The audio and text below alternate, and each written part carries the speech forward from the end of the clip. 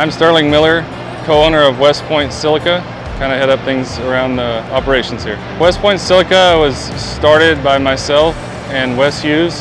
Then we later brought in Clayton Weaver. We started in early 23 and haven't let up since. We wash and produce damp frac sand. Running Terex Washing Systems, we have two 206 plants and then a third unit that's in essence the same components, just a separate split plant. We've seen that the quality of product that we can produce with the Terex system is second to none, really. It's very consistent.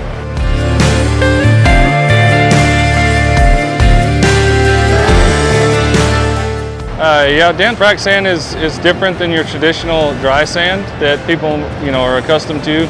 We produce damp frac sand right here in West Texas. A lot of dry sand comes from further up north, like northern white sand, stuff like that.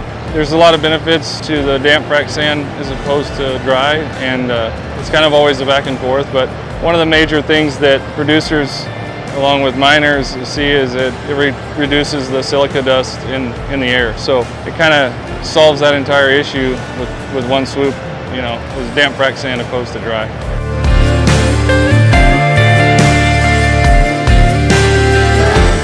We've had a pretty long-standing relationship with TWS, and with Steven has been my guy for a long time there, and TWS, and so Power Screen Texas, they've just always been a pretty decent, a good partner with us, and they understand the urgency that comes along with the oil and gas industry, and especially fracking specifically. We really enjoyed working with Power Screen Texas. Everybody's got problems, and sometimes our problems are real big and need a lot of attention. And they've always done their best to try to help us out with that and see to get those issues resolved as soon as possible. 9 times out of 10, they have parts on hand that we need.